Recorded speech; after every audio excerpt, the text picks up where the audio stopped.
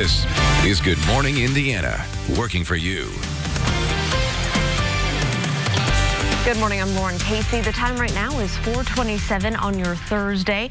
I want to get to some top stories we're following right now before we get into the show, starting with an active scene from the overnight hours. Starting yesterday, there was a police chase involving IMPD and two officers there chasing a suspect on the northwest side of our city. We've learned that there was some sort of chase that ensued after that in the car on foot, and then there was a shooting involving the suspect and two police officers. The suspect that they were following is now dead, and this has sparked outrage in the community as this video has been posted on Facebook Live. We're not showing you the Facebook Live video until we have everything and all the information confirmed, but this has caused some outrage in the community, and you can see the crowds gathering there overnight. And then early this morning, there was another police-involved shooting, and so our Alyssa Donovan is going to be live from that scene to break down what exactly happened, but a busy night, as you can see, for Metro Police. Another story we are following is the coronavirus and the impact here in the state of Indiana. We get those new numbers each day from the state health department, and here is the latest breakdown. As of Wednesday, new deaths, 51 here in the Hoosier State, bringing our total to more than 1,200. We have more than 800 new cases, bringing the total number of cases to more than 21,000, and more than 120,000 people have been tested across the Hoosier State. And as we told you yesterday, the state is ramping up testing in our area, opening testing sites all across the state. So we should be getting more information and more updated numbers as more people are being tested here, and you can expect those to continue to go up as more people are getting tested. We do want to bring in Todd Clausen right now, talk about our forecast for today. Todd, yesterday was a nice day, a little cool. What can we expect for our Thursday? Yeah, you know, it's just as sunny today as it was yesterday afternoon. And, Warren, we're going to tack on a couple degrees to your high temperature. So if you liked yesterday, it's going to be just as nice for you today. We're completely dry. There's a little bit of cloud cover this morning moving out of southern locations. But as I came down here into my basement, I looked out my window and I could see almost a full moon here in downtown Indianapolis. So the skies have cleared. Temperatures are sitting in the 30s and 40s. Our average overnight low this time of year is 50 degrees. So we are running a little bit below normal temperature-wise here this morning, but it's not terrible. And as we work our way throughout the day, plenty of sunshine to start. Some clouds will start to build in during the afternoon hours, but high temperatures get up into the mid-60s. Some areas close to 70 degrees. Taken today, I know I say that a lot because tomorrow rain returns, as well as temperatures that maybe don't even get out of the 40s. More on that coming up in just a little bit. All right, Todd, thank you so much. And another show we have for you today, our Kelsey Anderson is bringing us a creative look at what some kindergarten teachers are doing to connect with students during this time. It is Teacher Appreciation Week, and we know teachers across our state are getting creative, making sure that their students are still learning while they're stuck at home. We'll have those stories plus more news, weather, and traffic coming up on Good Morning Indiana. This is Good Morning Indiana, working for you. Now at 4:30 here on Good Morning Indiana, a man is dead and an officer is on leave following a chase and a shooting. We're breaking down the very latest on that investigation. Plus, when will houses of worship be able to reopen in Marion County? The mayor and church leaders weigh in with some new information. And RTV6 sharing resources to help you rebound from the coronavirus pandemic. This morning, the legal advice and what you should know in case you fall ill. But first, here at 4:30, we want to thank you for joining us on Good Morning Indiana on this Thursday. I'm Lauren Casey. Todd Clausen is sticking around here telling us what we can expect for our Thursday forecast. And Todd, I hope it's just a little bit warmer today. Yeah, you know, it will be a smidge warmer. Yesterday, we were in the sunshine. It wasn't all that bad, although, you know, we should be past this point this time of year at the beginning of May with temperatures only in the 50s for afternoon highs or low 60s. Today, we take a little bit of a jump forward once again. Outside right now, you can see temperatures are currently sitting in the 30s and 40s. 43 in Indianapolis, 39 in Peru, 46 is the current temperature right now in Bloomington. And the skies are in the process of clearing out. There's a little bit bit of cloud cover scooting by in southern locations, but from Indy to the north, we are mainly clear. And as we expand out, that little batch of cloud cover is the only little game we have in town here this morning, and that'll continue to push down to the south. So we'll enjoy a sunny start, a quick jump up to 63 degrees by the noon hour with high temperatures topping off right around 66 as the clouds increase a little bit. All in all, a pretty nice Thursday for us, Lauren. We'll talk more about your extended forecast and a look ahead to the weekend coming up in just a little bit. Todd, thank you. It is 4:32. We want to get straight to the breaking news we are following this morning. IMPD is investigating an officer-involved shooting. Not a lot of details are known right now. We do know this one happened just after 1:30 this morning in the 2200 block of Wood Glen Drive. That's near 79th and Ditch, right by St. Vincent Hospital. We're told officers were responding to an investigation, and then shortly after they arrived, they were involved in an officer-involved shooting. We do have a crew at the scene right now. We'll bring you an update in the next half hour. Meanwhile, Indianapolis Metropolitan Police Department is also continuing to investigate a deadly officer-involved shooting on the city's northwest side. This is a look at the scene where officers were late into the night. A large crowd was also gathering here in protest of the shooting. Officers tell us they are aware of a Facebook Live video that appears to show the shooting as it happened. We are not showing that video this morning as we are working to learn more. But we did ask police about that video, and here's what they had to say. We're made aware that there was a video that was posted on Facebook. Although the officers and the detectives have done their due diligence in preserving that evidence through proper legal channels, and if it's associated, there's information on it that's appropriate for the investigation. Yes. Well, again, we're working to learn more about that video, and we're going to update you when we have more information. Here's what we do know about that shooting. It started around 6 last night near I-65 and 30th Street when IMPD Deputy Chief Kendall Adams spotted a reckless driver. Chief Randall Taylor was in a separate vehicle directly behind Adams. The two began to chase the vehicle as Adams called for help. When the other officers in marked cars arrived, Adams and Taylor removed themselves from the pursuit. We're told the chase went on for about 10 minutes before being called off. Then about 6 minutes after that, another officer spotted the suspect near 62nd in Michigan. According to the police report, the suspect got out of the car and started to run. The officer then deployed his taser, which led to an exchange of gunfire. The suspect was shot and died at the scene. The officer was not injured. No names are being released as this investigation is still ongoing. It is 4:34. New from overnight, a house fire on the west side leaves one man with serious injuries. This happened at a home on Patricia Street, just off 30th Street in between Georgetown Road and Lafayette Road. Fire crews were dispatched to the home around 9 last night. We're told that a man was putting gas into a generator in the garage when the generator caught fire. The fire then ripped through the home, causing significant damage.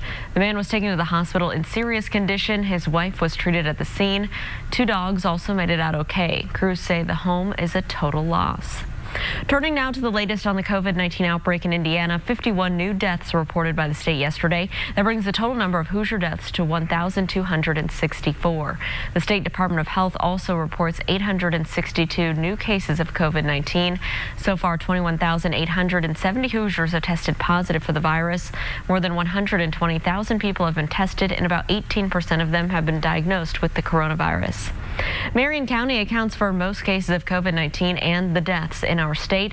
That's why Mayor Joe Hogg said, and top health officials in the county say the stay-at-home order needs to remain in place.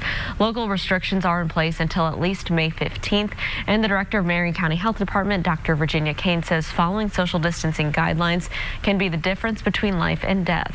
If we do not let science and health data guide our decision-making, any glimpse of reopening will not be permanent, and our community members will suffer. So we are pleading with everyone in every corner of our city to treat this virus with the seriousness it deserves. Marion County officials hope to have a timeline to reopen early next week. Mayor Joe Hogg also says that Marion County won't provide an exemption to allow for in-person religious services this weekend. That announcement is stricter than the governor's plan, which allows for those in-person religious services beginning on May 8th. We told you yesterday that a majority of black churches in Marion County have already decided not to open their doors until later this summer. And we've also learned that Catholic churches around the state won't resume public masses until May the 30th. Also, the exemption from the obligation to participate in Sunday Mass is extended through the state until August 15th. The city of Greenwood has announced the cancellation of this year's Freedom Festival. City officials say the decision was made out of an abundance of caution due to COVID-19. The community celebration draws in around 60,000 people every year. Greenwood Mayor Mark Meyer says postponing the festival was discussed, but, quote, no route was feasible. The Freedom Festival is scheduled for June 27th. Well, we know the financial impact of the coronavirus pandemic has been massive in our community. The Rebound Indiana is working to make sure that you and your family have all the resources you need to make it to the other side of the pandemic. Last night, we held a virtual town hall in partnership with the Neighborhood Christian Legal Clinic. Call 6 Investigates Kara Kenny and staff attorneys spent nearly an hour answering your questions about everything from domestic violence to stimulus checks to evictions and foreclosures. The pandemic has forced a lot of people to think about their own mortality, and the Neighborhood Christian Legal Clinic recommends 3 important documents. People should have what's a will, a power of attorney, and a healthcare representative form. A will to say who their property goes to if they pass away. A power of attorney that says if I can't manage my own affairs because I'm in the hospital or I'm incapacitated somehow, who can do that for me? And then a healthcare representative form that says if I can't make my own medical decisions because I'm in a coma or I've had a stroke or I'm on a ventilator, who can make those decisions for me? So those are kind of 3 important documents. Well, the Neighborhood Christian Legal Clinic offers talk to an attorney every Tuesday and talk to an immigration attorney every Thursday. Both of those are at 5 p.m.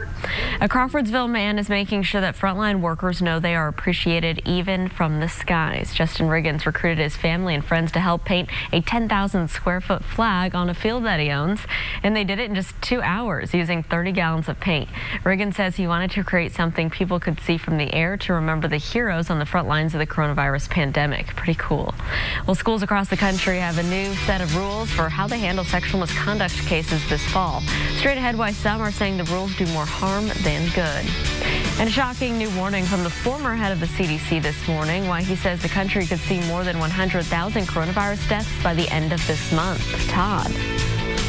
And Lauren, it's a chilly morning here, not only across central Indiana, but much of the Midwest and the East Coast as we are locked in to this very below normal air mass for the beginning of May. I'll let you know how long it's going to stick around as we look ahead to your Mother's Day weekend coming up in your Storm Team 6 forecast. The time now is 4:38, and you're watching Good Morning Indiana right here on RTV 6. Hiring Hoosiers only on RTV 6. Welcome back to Good Morning Indiana. The time right now is 4:42 on our Thursday. Here's a live look down in Johnson County at your commute. I-65, a view here near Whiteland Road. As you're heading out the door today, maybe heading southbound on I-65 through Johnson County, I want to make you aware of an obstruction in the roadway. This is reported about 4 miles south of the Franklin exit 90, so about 10 miles south of this camera you're looking at right now. The right lane is closed, and it will be for about the next hour or so as crews work to move the obstruction from the lanes. Keep that in mind, so as you're traveling through this area, just stay over into the left lane. Reaction is pouring in after a video shows the killing of an unarmed black man appeared online. This incident happened in Brunswick, Georgia, back in February. 25-year-old Ahmaud Arbery was out for a jog when he was approached by 2 white men. Video shows Arbery struggling with one of the men before being shot and killed. The men claim they shot him while attempting a citizen's arrest. One of the men is a former investigator with the local district attorney and a former local police officer, which has complicated this case. The district attorney has referred the case to a grand jury to determine charges. At 4:43, starting this August, schools across the country will have a new set of rules for handling sexual misconduct cases. The new regulations are part of Title IX, which prohibits sex discrimination in education. Education Secretary Betsy DeVos made this announcement on Wednesday, saying the goal is to strike a balance that's more fair to everyone involved, from survivors to the accused. But critics worry the new rules will keep victims from coming forward. That's because one of the provisions gives the accused a chance to cross-examine their accusers. The new rule also narrows the definition of sexual misconduct on campuses. The former head of the CDC warned U.S. lawmakers Wednesday to brace for a, quote, long and difficult war against the coronavirus. While testifying before Congress, Dr. Tom Frieden says that we are on track to top 100,000 COVID-19 deaths by the end of this month without improvement in the national response. Alex Berche is in Washington with more. This morning, a new warning from the former head of the CDC, predicting the number of coronavirus deaths in the U.S. will exceed 100,000 by the end of this month. Until we have an effective vaccine, and unless something very unexpected happens, our viral enemy will be with us for many months and possibly many years. Dr. Tom Frieden made the comment on Capitol Hill. He was brought in as a substitute after President Trump prevented Dr. Anthony Fauci from testifying in front of the Democratic-led House committee. Fauci, the federal government's top infectious disease expert, will instead testify before the Republican-led Senate next week. The House is a setup. The House is a bunch of Trump haters. The White House is defending the decision, saying House members did not provide an adequate explanation for why Fauci should testify. We don't have time in the middle of a pandemic for publicity stunts. The absence of Dr. Fauci prompted frustration from members of both parties. I think it would have been good testimony, useful to this committee, I think useful to this country. In the meantime, President Trump is backing off plans to wind down the White House task force in the coming weeks. I had no idea how popular the task force is until actually yesterday. The president spoke during an event marking National Nurses Day, where he also contradicted a nurse he was honoring as she spoke out about the availability of personal protective equipment. So PPE has been sporadic, but it's been manageable, and we do what we have to do. We're nurses, and we learn to adapt. Sporadic for you, but not sporadic for a lot of other people. Oh, no, I agree, Mr. President. Because I've heard the opposite. As for Dr. Fauci, the White House says both Democrats and Republicans will get a chance to ask Dr. Fauci questions at the Senate hearing next week. Alex Perche, ABC News, Washington. At 4:46, an urgent warning about a rare and dangerous condition in children that could be related to the coronavirus. It's being called pediatric multisystem inflammatory syndrome. Doctors in the UK first sounded this alarm back last month. Since then, more cases have emerged here in U.S. cities, including New York, D.C., Atlanta, and Detroit. Doctors say it's similar to a rare condition called Kawasaki disease, which causes the inflammation of the blood vessels and can lead to heart problems. Symptoms include persistent fever, abdominal issues, rash, and even cardiovascular symptoms requiring intensive care. A hospital in the UK has a new piece of art by acclaimed street artist Banksy.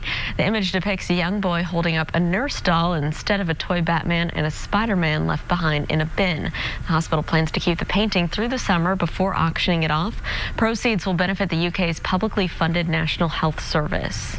At 4:46 back here in the U.S., some great news to report out of New Jersey this morning. Hackensack Meridian Health celebrated the release of its 5,000th COVID-19 patient on Wednesday.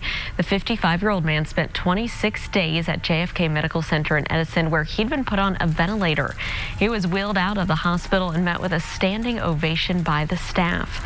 Doctors say he has now made a full recovery. Great news there out of your home state, Todd, and we love seeing these cheers and the standing ovations as people recover from that virus.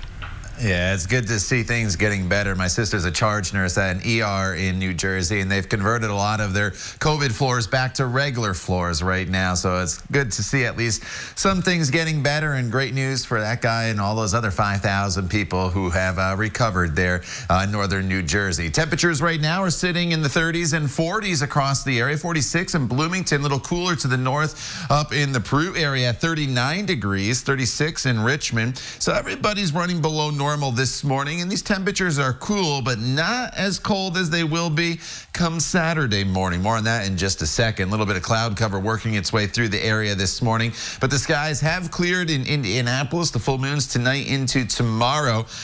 You may want to check it out today, or this morning, I guess I should say. I know it's not completely full, but I'm not too sure you're going to see it late tonight into tomorrow morning as clouds will start to build in once again across the area as we work our way throughout the course of the day today. You'll notice the skies start to become partly cloudy across the area. So we'll go from mostly sunny to partly cloudy, and TrueCast will show you as we work our way throughout the course of the day that we'll build in these clouds just a little bit throughout the afternoon hours. We're never going overcast. That's the good news. We just basically go from mostly sunny to partly cloudy across the area, and we will remain dry throughout the course of the day today. So here's how it breaks down for you hour by hour. Sunny skies and a quick warm up from 52 at 9 a.m. to 63 degrees already by the time we get to the noon hour. And then skies will be partly cloudy this afternoon with high temperatures that'll hover right around 66 degrees for most of us. Now, tomorrow's a completely different story. Once again, the storm system comes in late tonight into tomorrow morning. That's why I was talking about the moon this morning compared to tonight, because the clouds will be in place and then we'll deal with rain tomorrow morning for some of you and then gradual clearing as the day goes on. But look at those temperatures. Once again, highs will only be sitting in the 40s for many of us. It's a very, very chilly day. As far as the rain goes, more of an event for the southern half of central Indiana. The further north you are, you may escape a lot of the rain throughout the day tomorrow. And Indianapolis is going to be right on the cutoff across the state. So I do think Indy sees some rain, but it's more steady and heavier across the southern half of the state. And then once this storm system departs, it will get the skies to clear Friday evening, and that is going to set us up for an extremely cold Saturday morning. Freeze watches are posted. Most likely freeze warnings will be out for most of central Indiana as temperatures will be dipping down into the upper 20s to right around 30 degrees. So the growing season already has begun. Obviously, if you have sensitive plants, maybe you planted those tomato plants, other vegetables, and some impatiens, or some of those sensitive type flowers or plants, you're definitely going to want to have to cover them up Friday night into Saturday. Saturday, 55 with sunshine. And as we head into Mother's Day, we're talking about temperatures in the 50s with some scattered showers. Lauren. All right, Todd, thank you so much. We're keeping a close eye on traffic this Thursday morning as you may be heading out to work early. Taking a look here at I-65, this is State Road 44, exit 90 down there in Johnson County, the exit that takes you to either Franklin or Shelbyville. I want you to know as you're traveling through this area in the southbound lanes, about 4 miles south of this exit, there is a hazard in the roadway closing the right lane. Crews are working that right now, so keep that in mind. You'll need to stay over into the left lane and take it slow until that all reopens. But you can see right here on I-65, both directions are open and traveling up to speed. Still pretty quiet out there this morning. The coronavirus pandemic has two plant-based meat makers earning a lot of green. Beyond Meat, Inc. and Impossible Foods are seeing a huge jump in sales, and that's due in part to a lack of beef and pork products due to the coronavirus. Shares of Beyond Meat have shot up 85% since mid-March, and Impossible Foods says demand for its products has also increased. Its food items will now be available at 1,700 Kroger's. In addition to that, Impossible has added nearly 800 retail locations over the past 3 months.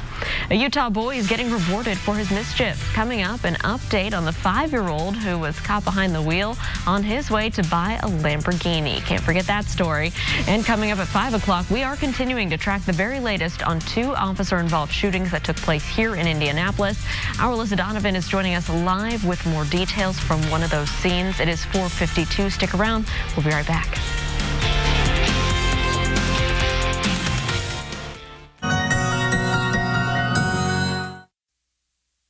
Well, they say crime doesn't pay, but that's not the case for one 5-year-old Utah boy. You probably remember this story brought to you yesterday. 5-year-old Adrian Zamarripa was pulled over after taking off in his parents' SUV.